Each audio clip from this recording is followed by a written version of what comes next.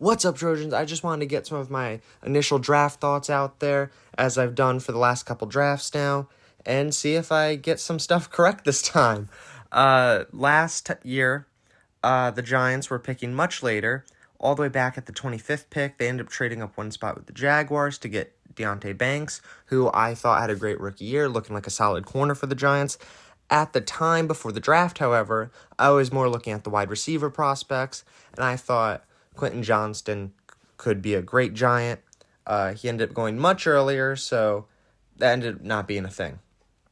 This time, the Giants are picking a lot earlier in the draft, makes it a bit easier to do some predictions, I think. And the Giants have a lot of opportunities here. The Giants could trade up if they wanted to. Maybe they're looking to get a quarterback. They could trade back if they just want capital for next year. They could stand pat, and I think that's ultimately what the Giants are going to do. I think they're going to stand pat and get Malik Nabers specifically. And the way I see this playing out overall is Caleb Williams, number one to the Bears. That's been on everyone's mind for a while now, and from every single thing I've seen, it looks like that's just going to happen at this point. Then you have Washington, who I think is also looking to take a quarterback, and I think they'll ultimately end up going with Jayden Daniels. There's been some on and off on this pick, between Drake May or Jayden Daniels. I think it's ultimately going to fall in the favor of Jayden Daniels. I think it makes sense for Washington there, and they seem to be favoring him a little bit. The most recent thing that came out was that they had 4 quarterbacks altogether for a top 30 visit, and Jayden Daniels' agent wasn't really into that, but these things happen, and the fact that it's being talked about this much, I think some of the stuff gets willed into existence, so I think Washington will go to Jayden Daniels, and then that leaves Drake May for the Patriots.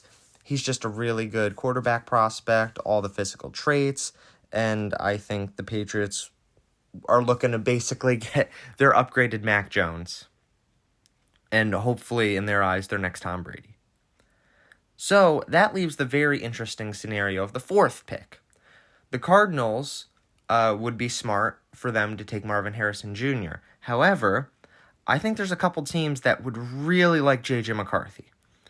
And he has been flying up mocks lately. And whenever this happens, that's normally how it plays out. Baker Mayfield back in 2018, Daniel Jones 2019 with the Giants. Baker Mayfield was, I think, like the 3rd favorite quarterback, ended up going 1st overall in 2018. Daniel Jones was projected to be a 2nd-round pick in 2019. He ended up going 6th overall to the Giants.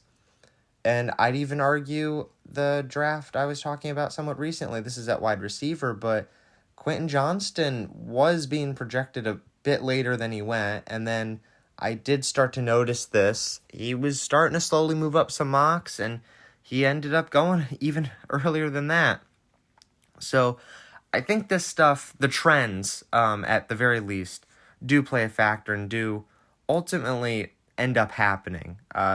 So a lot of the people making these mocks, they have their sources, and they know what these teams are actually favoring. And so normally is a good indicator of what's going to happen, and I do think that is ultimately going to will into existence, if nothing else, J.J. McCarthy going that early, because if the Vikings, for example, they have the draft capital to trade up, if they thought the Giants or the Broncos or the Raiders or any team that was looking to get a quarterback that isn't getting one of the top 3 guys is looking to trade up to 4, that's going to make them want to do it if they are also willing to trade up to 4.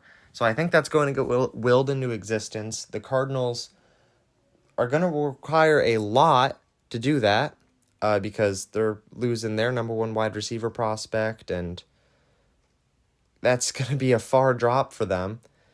So it's going to be a big trade, I think. I think it's going to be a big draft day trade. So yeah, that would leave Marvin Harrison Jr. still on the board. 5th overall, I think the Chargers would end up taking him. Makes sense to me. Give Justin Herbert a number 1 wide receiver target. Actually, now that I mention it, I do believe they are the team that took Quentin Johnston, but he didn't have a huge start there. And even if, unless he was the obvious number one wide receiver, if he is a solid number two, why not also get a solid number one? And then Herbert has all the weapons in the world. Even better. And then that leaves Malik Nabers for the Giants at 6th overall. I think that's the wide receiver the Giants would end up going with. It makes sense. It gives the Giants a number one wide receiver and gives Daniel Jones the best chance possible to succeed in this upcoming season. And then, if he doesn't succeed, there starts to be even less excuses.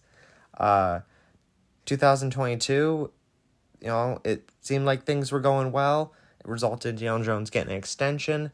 The most recent season, things weren't looking good right away, and then he got injured on top of that, and he was not playing well himself. And so it puts us back in that interesting 2021, 2022 spot where we've had a guy for so long, and there's still this wonder of, okay, what does he have? A lot of people have already made up their minds on it. I keep going back and forth because he really does play differently every year. And he plays differently game to game. He'll have a game where he comes out and he's great, and then he'll have another game where he can't hold on to the ball at all, throws picks, misses throws, and just nothing goes right. And it doesn't seem like it's everything around him falling apart as he's calm, casual, and making great throws. He falls apart with it. He contributes in things falling apart sometimes, or a lot of times when they do fall apart. So I think the Giants are looking to give Daniel Jones another year at least, and the salary situation for his contract would agree with that. So might as well give him a number one wide receiver, and then if Daniel Jones isn't the guy in the future, well, you'll have an experienced number one wide receiver. And I think Malik Nabers draws those Odell Beckham comparisons, and I think that's what the Giants would be looking for there. And then beyond that, just for fun, Joel Romadunze, I think they're going shortly thereafter. Dallas Turner. I think those three guys in order will be the next three picks. Titans might be smart to take Alt, and then shortly thereafter, Turner, Odunze. I just think that's how it's going to play out, essentially. But the draft is full of surprises. Teams like to trade up, trade back, do all of the things that NFL teams do, being very unpredictable. But I think those first few picks are going to play out like that. I think it's more predictable. But as it gets a bit later, all it takes is one team to be a little indecisive and give out mixed signals, and then the craziness of the draft gets started. And that's what makes it a lot easier for the Giants picking as early as they are. Is there's only so many things to consider, where at 25, where the Giants were last time, so many possibilities, so many guys that could fall, or someone could trade up to one spot ahead of the Giants and take their guy. And you don't trade up one spot like that unless you really think someone was about to do that. So I think that is ultimately what led to that there. But I think this time, the Giants are going to be able to get their guy just as is, because I think a team is going to trade up ahead of the Giants, as I said, for J.J. McCarthy, which will give the Giants the pick of their wide receiver. Well, aside from Marvin Harrison Jr. Although, that would be pretty wild if the Chargers went with Joe Alt and then the Giants get Marvin Harrison Jr. That'd be pretty cool, because he seems like a great wide receiver prospect, and I'm not sure how the Giants have these guys ranked. I'd be very interested to hear about that. Back in 2022, it did come out that Joe Shane had Evan Neal and Akeem Ekwonu 1-to-1, 1A, 1B, same draft grade. So, be interesting. Drafts, it's going to be a lot of fun. See you guys in the next one. I'll have a video after the full draft and recap everything.